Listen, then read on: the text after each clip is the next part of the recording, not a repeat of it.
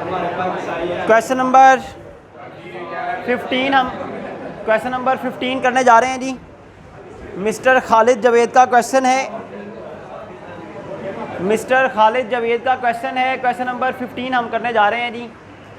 मैंने ऊपर मिस्टर खालिद जावेद के बाद वो जो टैक्स ईयर है, टैक्स ईयर एंडेड है या रेजिडेंशियल स्टेटस है या रिक्वायरमेंट है कंप्यूटेशन, वो नहीं लिखी, क्योंकि अब तक देखिए हम 14 क्वेश्चन कर चुके हैं। तो अब आप लोग को पता ही है कि शुरू में ये 5 आपने हेडिंग देनी होती हैं। इसका मतलब ये नहीं कि आपने सिर्फ ये लिखना है, वो जो टैक्स ईयर है, टैक्स ईयर एंडेड है, रेजिडेंशियल स्टेटस है, वो एज इट इज़ आपने लिखनी है। यहाँ पर मैं क्योंकि पहले काफ़ी दफ़ा बता चुका हूँ, इस वजह से मैंने डायरेक्ट आप मिस्टर खालिद जावेद लिखकर क्वेश्चन करना शुरू करने लगा हूँ जी। इनकम फ्रॉम सैलरी से स्टार्ट करते हैं जी। बड़ा इंपॉर्टेंट क्वेश्चन है पेपर पॉइंट ऑफ व्यू से। सबसे पहले देखें जी, आपके पास सैलरी इनकम है 25 लाख, फुली टैक्सेबल है। Salary income 25 lakh fully taxable है। उसके बाद medical insurance for hospitalisation fully exempt है।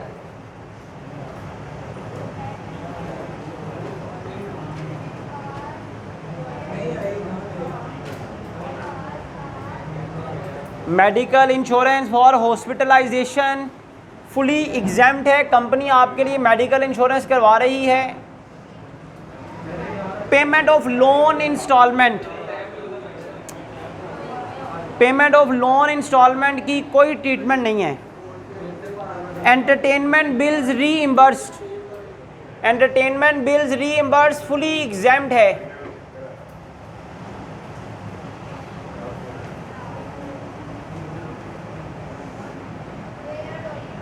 ये ऑफिशियल पर्पस पर कंसीडर करते हुए ये फुली एग्जैम्प्ड है 65,000। ये एंटरटेनमेंट बिल समझे जाएंगे जैसे ऑफिशियल पर्पस के लिए आपने एंटरटेनमेंट प्रोवाइड की गई है आपको, इसलिए फुली एग्जैम्प्ड है।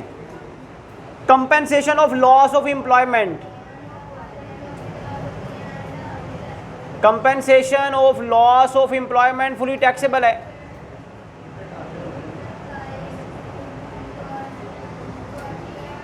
$1,80,000 फुली टैक्सेबल है जी। उसके बाद telephone bills reimburse fully taxable है।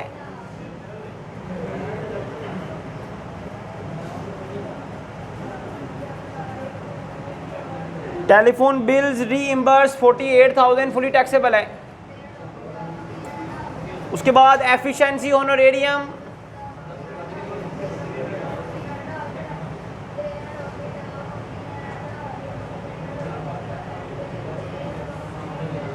एफिशिएंसी होनोरेरियम आपको परफॉर्मेंस अवार्ड, एफिशिएंसी होनोरेरियम, इनका एक ही मतलब है कि अच्छी कारकर्दगी पर अवार्ड मिल रहा है, फुली टैक्सेबल है। उसके बाद rent receive income from property में लिखा जाएगा profit paid on money borrowed, profit paid on money borrowed. ये मनी बोरो आपने घर बनाने के लिए नहीं की। अगर घर बनाने के लिए कर्जा लिया होता, उस पर आप प्रॉफिट देते, तो आपको इसके बदले में डिडक्शन अलाउड होती है। टोटल इनकम में से जो 5 चीज़ें माइनस होती हैं, उनमें से एक ये भी तो है ना, profit on debt markup on housing finance. घर बनाने के लिए कर्जा लिया जाए, उस पर जितना सूद आप देते हैं वो डिडक्शन है, अलाउड है। लेकिन यहाँ पर कर्जा तो लिया है आपने, मनी तो बोरो की है, पर्पज़ नहीं बताया हुआ। इसका मतलब है ज़ाती पर्पज़ के लिए लिया, घर बनाने के लिए नहीं लिया आपने, तो इसकी कोई ट्रीटमेंट नहीं है, इसके बदले में कोई राहत नहीं मिलेगी आपको। Fire insurance premium income from property से रिलेटेड है, उसकी कोई ट्रीटमेंट नहीं है। ये प्रॉपर्टी से रिलेटेड एक्सपेंडिचर हैं और इनकी कोई ट्रीटमेंट नहीं है, ना फायर इंश्योरेंस की, ना कलेक्शन चार्जेस की। उसके बाद है जी income from sale of timber, timber बड़े बड़े लकड़ी के ब्लॉक, रॉ फॉर्म में जो लकड़ी के ब्लॉक्स होते हैं ना, उनको टिम्बर कहा जाता है। इनकी इनकम फ्रॉम बिजनेस में आती है और फुली टैक्सेबल होती है। इनकम फ्रॉम पोल्ट्री फार्म भी इनकम फ्रॉम बिजनेस में आएगा। Gain on sale of public company share capital gain में आएंगे। Loss on sale of work of art, book पे ध्यान रखेंगे, समझ आनी है। Loss on sale of work of art, ये भी कैपिटल गेन की आइटम है, उसकी कोई ट्रीटमेंट नहीं है। Loss on disposal of movable property other sources में आती है और फुली एग्जैम्प्ड है। अमाउंट रिसीव थ्रू इनहेरिटेंस, विरासत में रकम का मिलना, इनकम फ्रॉम अदर सोर्सेज में आता है। चेक से मिले तो एग्जैम्प्ड है, कैश में मिले तो टैक्सेबल है। बताया ना हो तो चेक ही कंसीडर करेंगे हम, फुली एग्जैम्प्ड करेंगे। Gain on sale of plot capital gain की आइटम है। Gain on sale of constructed property, ये भी कैपिटल गेन के आइटम है, काफ़ी कुछ कैपिटल गेन का इस क्वेश्चन में है। Amount claim for rebate, tax concession मांगी जा रही, तो 3 लाख पर टैक्स कंसेशन देंगे हम, एवरेज रिलीफ में देंगे। वर्कर वेलफेयर फंड आप जानते हैं टोटल इनकम में से माइनस होता है। Amount receive through from Pakistan postal annuity certificate, income from other sources में आएगा, फुली टैक्सेबल होगा। टैक्स डिडक्टेड फ्रॉम सैलरी, आप जानते हैं टैक्स डिडक्टेड एट सोर्स में लिखा जाता है। Loan from sister through cross cheque, other sources में आएगा, फुली एग्जाम्ड होगा। Specified value of bonus share receive from private company, listed company होता तो FTR में आता 5% टैक्स होता, प्राइवेट कंपनी से मिला है, अदर सोर्सेज में आएगा, फुली टैक्सेबल होगा। Income from export of computer software, income from business में आएगा, फुली एग्जाम्ड है। कंप्यूटर सॉफ्टवेयर नेटवर्क डिज़ाइन ये फुली एग्जाम्ड इनकम है।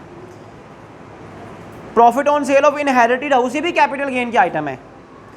अमाउंट ऑफ ग्रेचुटी रिसीव, ये इनकम फ्रॉम सैलरी से रिलेटेड है। अमाउंट ऑफ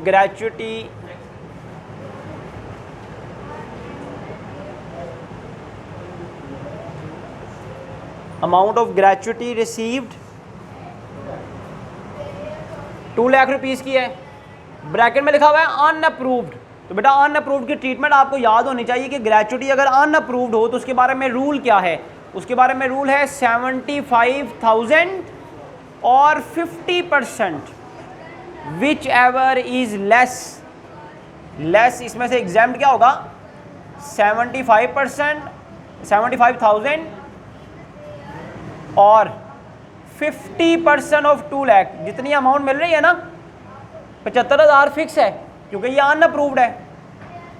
अनअप्रूव्ड का रूल ये है, मैंने फॉर्मेट में भी समझाया हुआ है, 75,000 और 50%, विच एवर इज लेस। तो 75,000 लेस है वो एग्जाम्ड हो जाएगा, बाकी सारा टैक्सेबल हो जाएगा। ये रूल याद रखना है अनअप्रूव्ड के लिए, फॉर्मेट में मैंने समझाया हुआ है। उसके बाद प्रॉफिट ऑन खास डिपॉजिट सर्टिफिकेट, खास डिपॉजिट सर्टिफिकेट जो है FTR में आते हैं, इन पर 10% टैक्स होता है। उसके बाद donation paid in cash, donation cash में दिया, लेकिन ये क्लॉज 61 स्केड्यूल 2 की डोनेशन है। क्लॉज 61 स्केड्यूल 2 की डोनेशन के लिए कोई शर्त नहीं है कि कैश में हो या चेक में हो, ये डोनेशन है, ये माइनस हो जाएगी। Receive income tax refund, income tax refund आपको मिला है, that is not your income, ये इनकम नहीं है। आपने टैक्स ज़्यादा जमा करवा दिया था 2018 में, वो अब वापस मिल गया, इसकी कोई ट्रीटमेंट नहीं है। टैक्स रीफंड मिला, इनकम तो नहीं ना है आपकी, इसमें थोड़ी ना टैक्स लगना है आपका।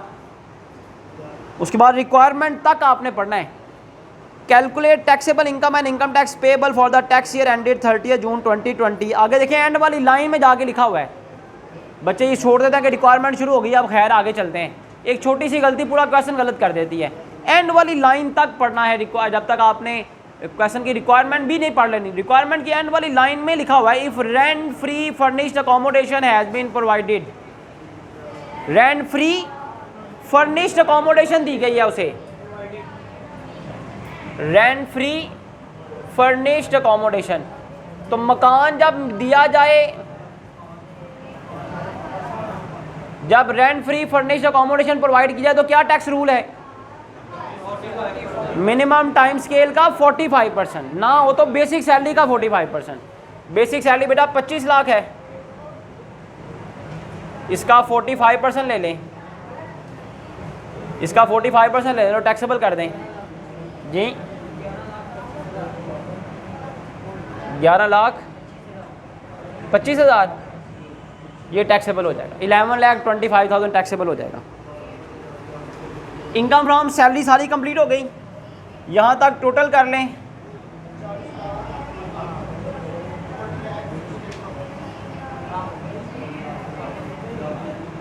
टोटल सैलरी इनकम कितनी आएगी जी, 40,68,000। इनकम फ्रॉम सैलरी कंप्लीट हो गई। अब आ जाए इनकम फ्रॉम प्रॉपर्टी पर। Income from property section 15।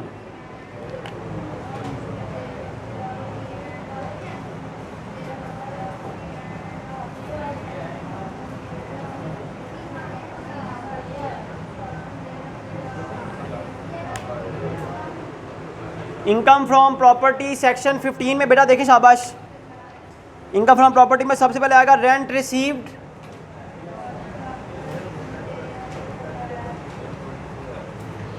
Rent received है 1,85,000, रेंट रिसीव्ड है 1,85,000। उसके बाद फायर इंश्योरेंस की कोई ट्रीटमेंट नहीं है, कलेक्शन चार्जेस की कोई ट्रीटमेंट नहीं है, और प्रॉपर्टी से रिलेटेड कोई और आइटम नहीं है। तो प्रॉपर्टी के बारे में वैसे भी रूल ये है, taxed under separate block of income. Income from property के बाद नेक्स्ट हेडिंग आपने देनी है जी इनकम फ्रॉम बिजनेस की।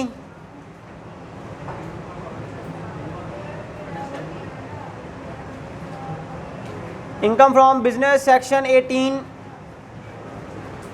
ध्यान से देखना है सारी चीज़ों को जिनको मार्क किया हुआ है आपने। मैंने तरीका बताया था पहले, सैलरी का सारा पोर्शन पढ़ने के बाद, सैलरी का सारा पोर्शन पढ़ने के बाद आपने सैलरी का पोर्शन पढ़ने के साथ साथ जो चीज़ें इनकम फ्रॉम अदर सोर्सेज की होंगी, प्रॉपर्टी की होंगी, बिजनेस की होंगी, कैपिटल गेन की होंगी, उनको मार्क कर देना है। क्योंकि बाद में आप जब देखें तो सिर्फ मार्क होने वाली चीज़ों को देखें। अब देखें इनकम फ्रॉम बिजनेस को देखना है ना, तो हम सिर्फ मार्क्ड आइटम को देखेंगे। जिन जिनको हमने निशान लगाया हुआ उसमें income from sale of timber है,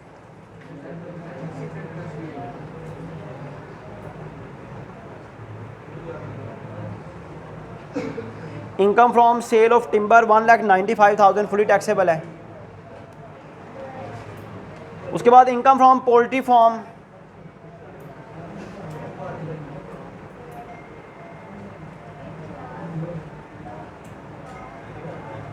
income from poultry farm 80,000 fully taxable है।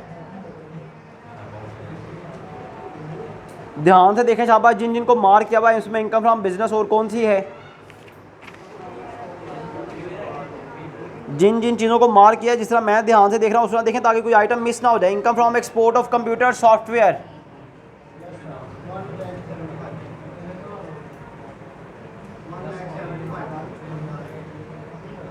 कंप्यूटर सॉफ्टवेयर्स को बेचकर,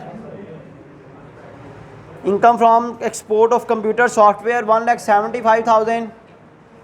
तो सॉफ्टवेयर्स को बेचकर या नेटवर्क डिज़ाइन के साथ या educational institution establish not for profit, इनकी इनकम जितनी भी होगी वो फुली एग्जाम्ड होती है।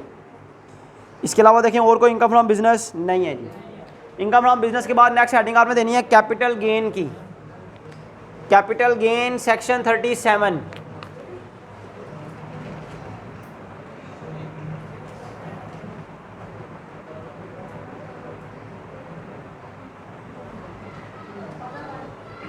कैपिटल गेन सेक्शन 37 में देखें शाबाश,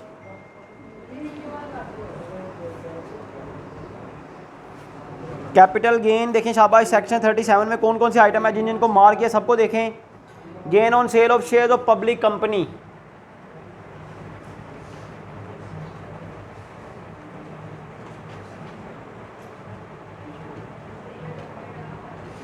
पब्लिक कंपनी के शेयर्स को बेचकर गेन हुआ है। Holding period more than 12 month,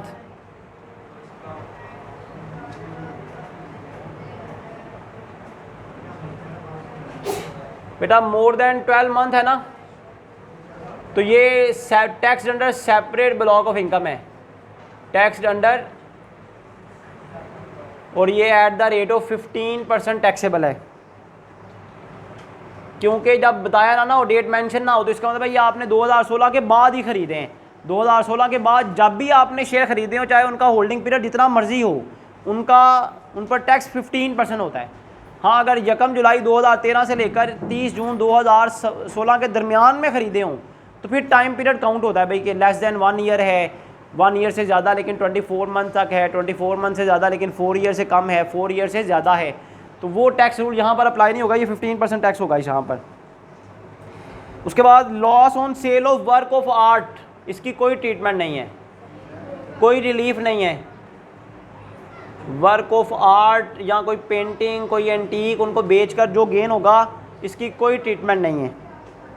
उसके बाद loss on disposal of movable property, ये कैपिटल गेन के आइटम, अदर सोर्सेज के आइटम है।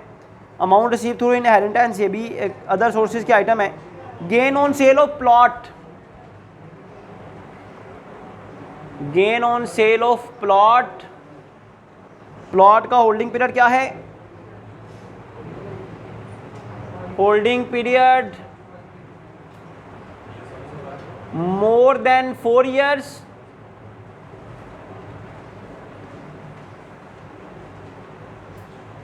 but less than 8 years। Plot का होल्डिंग पीरियड जो है वो मोर देन, क्या लिखा हुआ है, 5 years, 5 year से 5 year से ज़्यादा है, मतलब 8 साल से कम है ना, ये 8 साल से कम होगा तो ये 75% अमाउंट टैक्सेबल होती है, लेकिन कहाँ पर जाकर? सेपरेट ब्लॉक ऑफ इनकम में जाकर। उसके बाद देखें शाबाश, gain on sale of constructed property. Gain on sale of constructed property, इसका होल्डिंग पीरियड देखें शाबाश, तो इसका होल्डिंग पीरियड है जी वाज कंप्लीटेड इन दिसंबर 2019। दिसंबर 2019 का मतलब है अभी से 1 साल भी नहीं हुआ, तो ये फुली टैक्सेबल है। और टैक्स रेट कितना है इस पर? 5%। बताया था ना मैंने कि इमूवेबल प्रॉपर्टी है, सिक्योरिटीज़ को बेचकर जो गेन होता है, इनका होल्डिंग पीरियड जो है, अगर इन पर टैक्स, ये फुली टैक्सेबल होंगे तो इन पर 50 लाख तक की अमाउंट का कितना टैक्स है? 5%। Gain on sale of constructed property, holding period less than 1 year।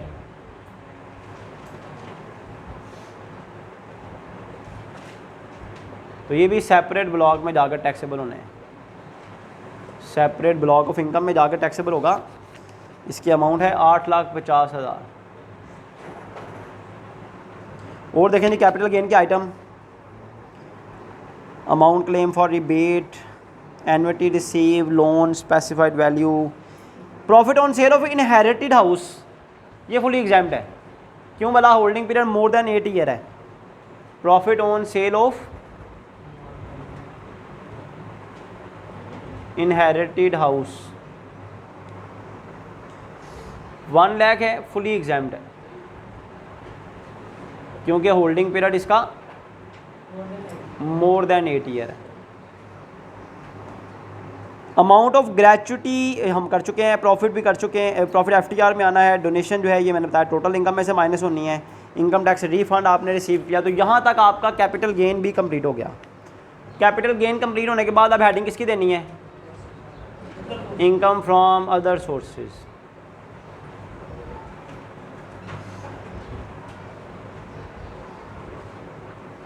Income from other sources section 39।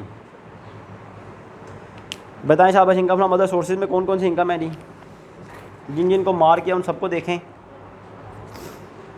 Income from other sources में देखें कौन कौन सी इनकम आती है जी। Loss on disposal of movable property की कोई ट्रीटमेंट नहीं है। अमाउंट रिसीव थ्रू इनहेरिटेंस,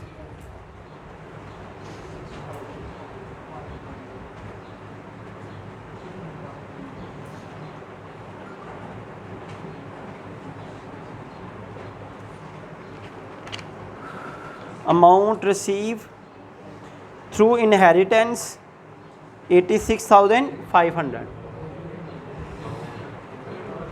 विरासत में रकम मिली है, हम इसे बाय चेक ही समझेंगे, हम इसे बाय चेक ही समझेंगे और इसे फुली एग्जाम्प्ट करेंगे जी। देख लें शाबाश। और कोई item? Annuity receive from Pakistan postal annuity certificate, annuity received from Pakistan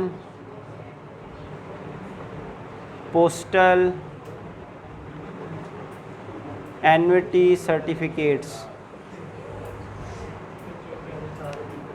20,000 के सर्टिफिकेट्स पर 20,000 आपको सर्टिफिकेट्स पर एन्युटी मिली है। उसके बाद loan receive from sister through cross cheque, fully exempt है जी।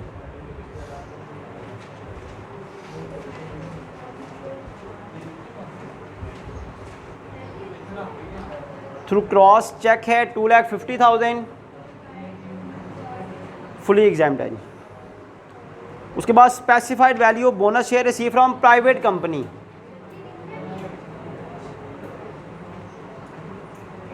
Bonus share receive from private company, private company से bonus share मिलेंगे तो अदर सोर्सेज में फुली टैक्सेबल होगा 50,000। उसके बाद computer software, inherited house, gratuity fund, profit on खास deposit certificate, donation under clause 61 schedule 2। तो यहाँ तक आपके पास सारे सोर्स ऑफ इनकम बेटा कंप्लीट हो गए हैं। सब लोग ज़रा ध्यान से देखें, और कोई ट्रीटमेंट तो नहीं रह गया, हमसे मिस तो नहीं हो गया कुछ।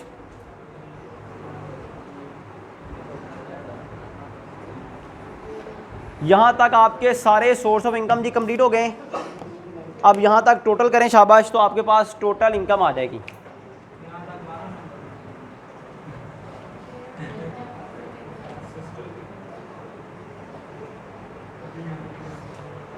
यहाँ तक टोटल करके बताएं शाबाश, टोटल इनकम कितनी आती है जी?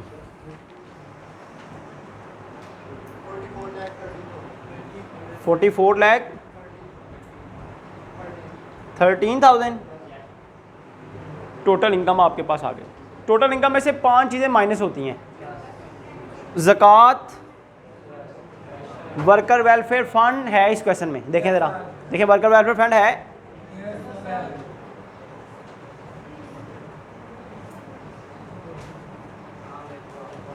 ज़कात, worker welfare fund. Worker welfare fund की अमाउंट कितनी है? 1,03,84,000। वर्कर वेलफेयर फंड माइनस करना है, ज़कात माइनस करनी है, वो नहीं है worker welfare fund. Donation under clause 61 schedule 2 है इस क्वेश्चन में। Donation under clause 61 and schedule 2, मैंने पहले भी बताया, दोबारा सुन लें। ये जो चेक की कंडीशन है ना, ये जो चेक की कंडीशन है वो डोनेशन है एवरेज रिलीफ वाली। ये जो डोनेशन अंडर क्लॉज 61 स्केड्यूल 2 वाली डोनेशन है ना, इसके लिए कोई कंडीशन नहीं है कि कैश में होना चाहिए, चेक में होना चाहिए। ये चाहे कैश में हो चाहे चेक में हो, ये फुली अलाउड है आपको माइनस करना। कितनी अमाउंट है डोनेशन की? 40,000। उसके बाद profit on debt, markup on housing finance नहीं है, चिल्ड्रन एजुकेशन फ़ीस नहीं है, तो यहाँ तक माइनस कर दें, आपके पास एक्चुअल टैक्सेबल इनकम आ जाएगी।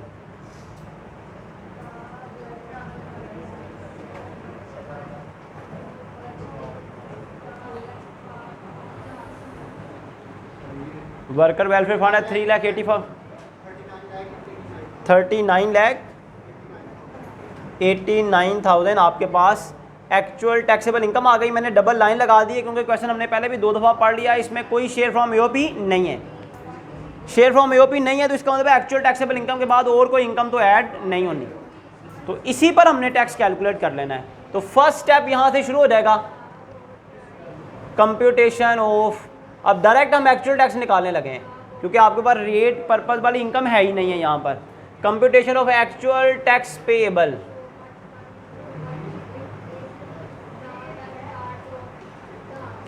एक्चुअल टैक्स पेएबल निकालने के लिए 39,89,000 को देखें कौन सी स्लैब में आ रही है इनकम। 39,89,000 को देखें कौन सी स्लैब में आ रही है। 6 स्लैब की रेंज बताएं क्या है। सब लोग देखा करें, जब मैं ये कहूँ टैक्स रेट का टेबल देखने के लिए, सब लोग देखा करें क्या रेंज है जी। 35 लाख से लेकर 35 लाख से 6 स्लैब में आ रहा है जी। ये 35 लाख तक फिक्स टैक्स है। कितना टैक्स है जी? 3,70,000। और 35 लाख से जितनी इनकम ज़्यादा है,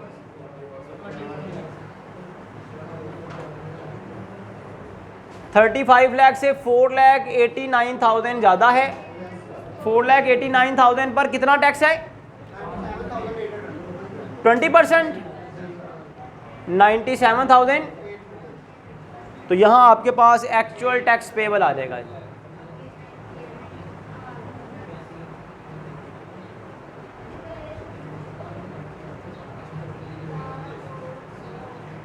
बताएं शाबाश, इन दोनों को ऐड करके बताएं एक्चुअल टैक्स पेएबल कितना आता है।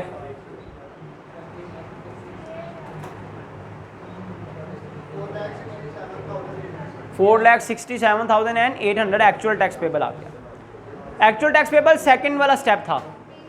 थर्ड स्टेप कौन सा जी? Tax concession for senior citizen. Question के शुरू में देखें कोई लिखा तो नहीं हुआ कि ये सीनियर सिटीजन है?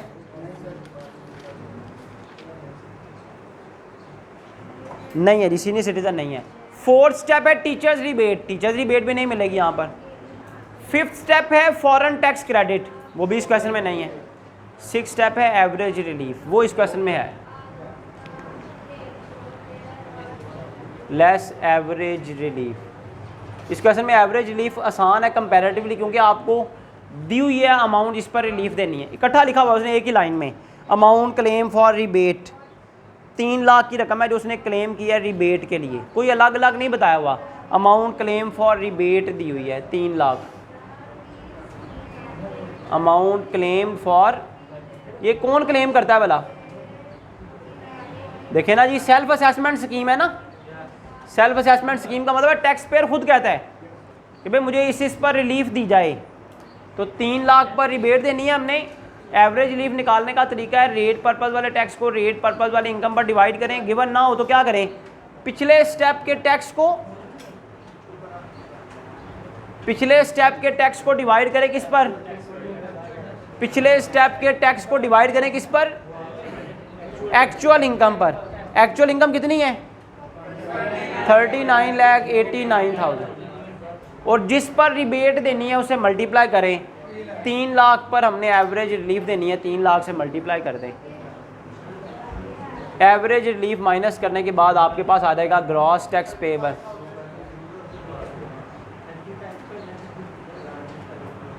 $35,182, ये माइनस कर दें तो ग्रॉस टैक्स पेएबल बताएं कितना आ रहा है?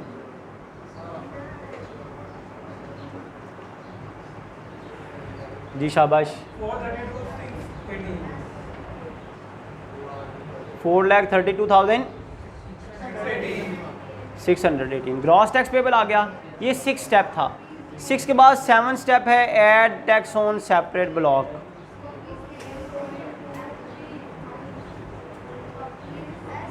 Add tax on separate block, separate block का टैक्स आपने ऐड करना है। सेपरेट ब्लॉक में देखें शाबाश कौन कौन सी इनकम आ रही है जी। सेपरेट ब्लॉक में शाबाश देखें कौन कौन सी इनकम आ रही है। ये आपने सबसे पहले देखना है इनकम फ्रॉम प्रॉपर्टी में। इनकम फ्रॉम प्रॉपर्टी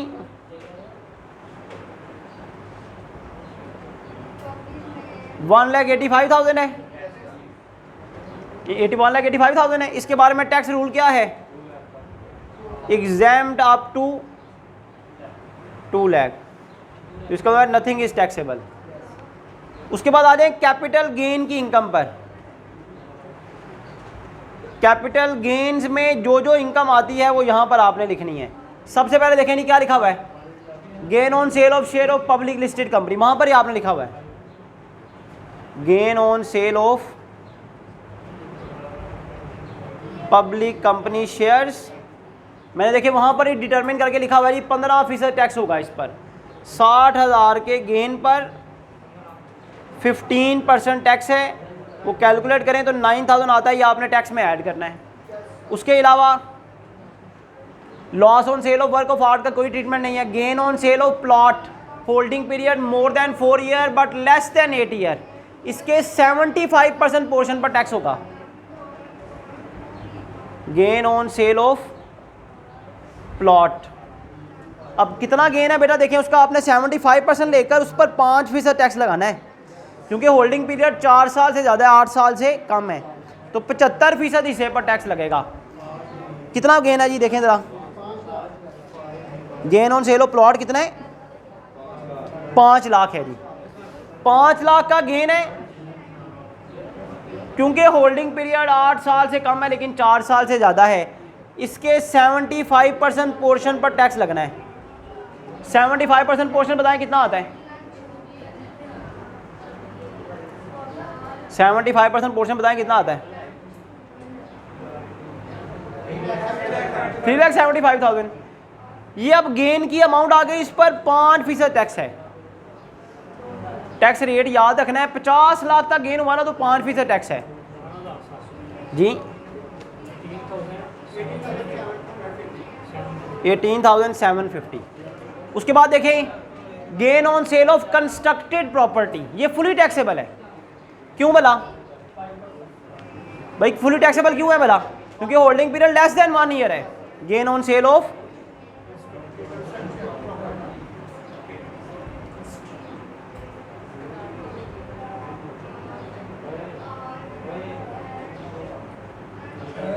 $8,50,000 बस भी वाइट बोर्ड पे ध्यान रखें, शाबाश।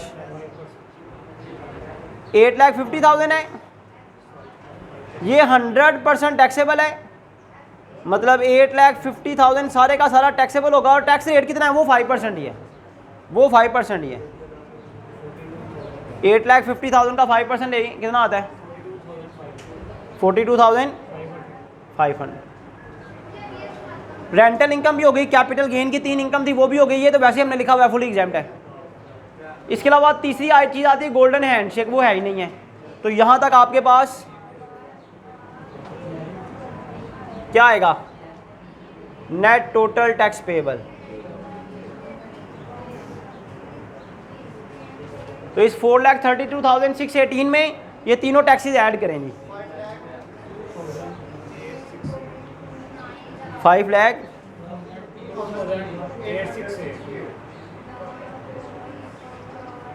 5,02,000।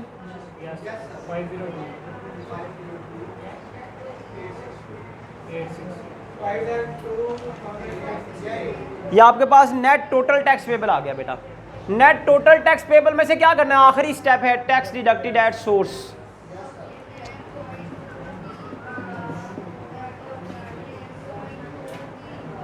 नेट टोटल टैक्स पेबल है जी 5,02,868। इसमें से आपने लेस करना है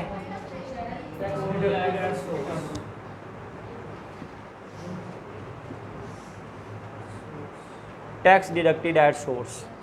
बताएं शाबाश, टैक्स डिडक्टेड एट सोर्स कौन कौन सा है? 4 लाख। टैक्स जो सैलरी में से पे हो चुका हुआ है वो है 4,60,000। Tax deducted from salary 4,60,000 minus कर दें तो ये आ जाएगा आपके पास net tax payable with return.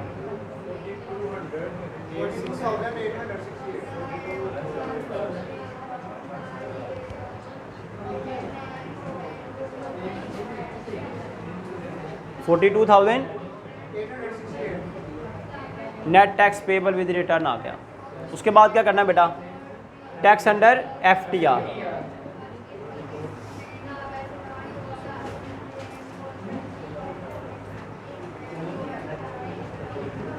Tax under FTR। बताएं शाबाश, FTR की इनकम कौन कौन सी है? टैक्स अंडर FTR कौन कौन सा है जी? प्रॉफिट ऑन खास डिपॉजिट सर्टिफिकेट,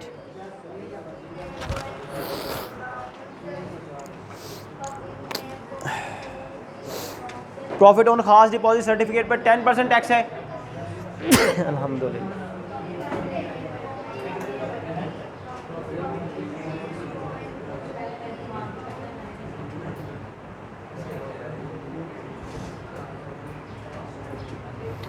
प्रॉफिट ऑन खास डिपॉजिट सर्टिफिकेट कितना है जी? 15,000। इस पर 10% टैक्स है, 1,500 टैक्स आ जाए।